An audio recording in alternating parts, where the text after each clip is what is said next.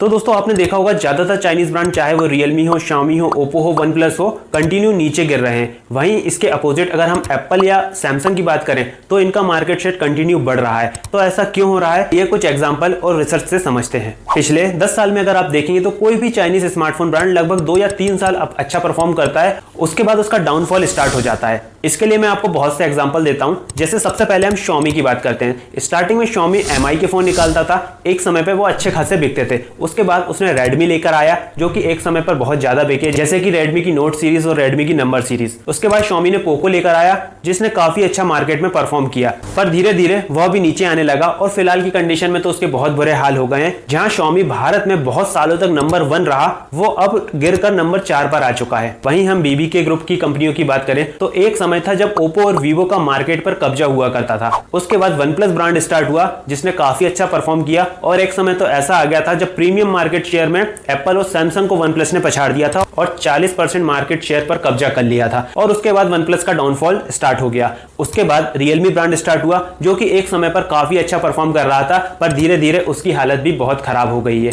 इसी प्रकार OnePlus के द्वारा अब नॉर्ड स्मार्टफोन लेकर आए हैं जो कि फिलहाल तो अच्छा परफॉर्म कर रहे हैं, पर आने वाले टाइम में इनका डाउनफॉल भी देखने को मिल सकता है। उसी प्रकार Vivo ने iQOO की शुरुआत की है जो फिलहाल अच्छे स्मार्टफोन बना रहा है और अच्छे स्मार्टफोन उसके बिक भी रहे हैं। तो इन एग्जांपल से आप समझ गए होंगे कि चाइनीज स्मार्टफोन ब्रांड की एज कितनी होती है, और आने वाले समय में आपको Xiaomi की तरफ से या BBK ग्रुप की तरफ से कोई सा नया ब्रांड भी देखने को मिल सकता है। पर अभी तक हमने जो बात करी ये चाइनीज स्मार्टफोन के डूबने का कारण नहीं है। इनके डूबने के 3 कारण है जो मैं आपको बताने वाला हूँ। नंबर 1, चाइनीज स्मार्टफोन ब्रांड का कोई फैन बेस नहीं होता है। वहीं अगर हम एप्पल या सैमसंग की बात करें तो इनका बहुत बड़ा फैन बेस है। इंडिया में हर कोई या तो एप्पल का फोन लेना चाहता है या सैमसंग का फोन लेना चाहता है। ऐसा नहीं है कि आपका बचपन से सपना होगा कि मैं बड़ा होकर रियलमी का फोन खरीदूंगा या Xiaomi का फोन खरीदूंगा या ओप्पो का फोन खरीदूंगा, पर ये सैमसंग और एप्पल के लिए होता है, और एप्पल के लिए तो कुछ ज्यादा ही होता है क्योंकि एप्पल का फैन बेस सबसे ज्यादा है। दूसरा कारण है चाइनीज ब्रांड कोई सा भी हो, उनके यूजर रिपीट बहुत कम होते हैं। ऐसा नहीं है कि अगर आप Xiaomi का फोन यूज कर रहे हो या रियलमी का या ओप्पो का तो अगला फोन आपका यही कंपनी का होगा। आपने ये फोन इसलिए खरीदा है क्योंकि आपकी उस टाइम ये जरूरत थी या अच्छे प्राइस में आपको ये फोन मिल गया था, और आने वाले टाइम में बहुत कम चांस है कि आप उसी कंपनी का फोन दोबारा खरीदें।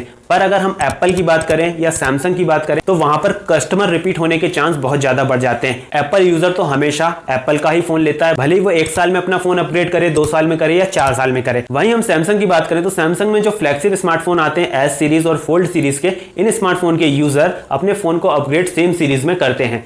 और इसके अलावा सैमसंग की जो ए सीरीज, एम सीरीज या एस सीरीज आपको देखने को मिलती है, ये नॉर्मली चाइनीज स्मार्टफोन ब्रांड को compete करने के लिए लॉन्च की जाती है, और ये ज्यादातर इसलिए बिक जाती है क्योंकि इंडिया में बहुत से यूजर चाइनीज स्मार्टफोन नहीं लेना चाहते हैं, तो उनके पास कोई ऑप्शन नहीं बचता है और कम प्राइस में उनको सैमसंग का स्मार्टफोन ही मिल पाता है। तो इस बेस पे भी सैमसंग के स्मार्टफोन बिक जाते हैं। और सबसे इंपॉर्टेंट कारण यह है कि चाइनीज स्मार्टफोन का प्राइस अब बहुत ज्यादा हो गया है। एक टाइम था जब आपको 10 से 15,000 रुपए में किसी भी चाइनीज स्मार्टफोन ब्रांड का एक अच्छा फोन मिल जाता था, पर अब आपको 20,000 से 30,000 रुपए इसके लिए खर्च करना पड़ता है। और चाइनीज स्मार्टफोन के रेट क्यों बढ़ रहे हैं, इसके पीछे भी कुछ कारण है। एक टाइम था जब कस्टमर सपोर्ट की बात होती थी तो कंपनी की तरफ से आपको कोई कस्टमर सपोर्ट नहीं मिलता था। एक सर्विस सेंटर हुआ करता था, अगर आप उस पर फोन रिपेयर कराने जाते भी थे तो या तो वो रिपेयर होता नहीं था, और होता था तो इसके लिए आपको बहुत परेशान होना पड़ता था। और उस समय ट्विटर या सोशल मीडिया प्लेटफॉर्म नहीं चलता था कि आप उस फोन की फोटो खींचकर ट्विटर पर डाल दें, फिर बड़े बड़े क्रिएटर उसको रीशेयर करें और आपको सपोर्ट मिल जाए, या आपके फोन में आग भी लग जाए तो किसी को पता नहीं लगता था। पर आज के समय में अगर किसी का फोन फूट जाता है या उसको सही से सपोर्ट नहीं मिलता है तो इंटरनेट पर वो बिल्कुल वायरल हो जाता है। तो अब सभी कंपनियां अपना सपोर्ट सुधार रही हैं, जिसके लिए उनको बढ़िया सर्विस सेंटर ओपन करना पड़ रहा है, पर इनमें जो खर्चा हो रहा है उसको रिकवर करने के लिए फोन के प्राइस बढ़ रहे हैं। इसके अलावा आपने देखा होगा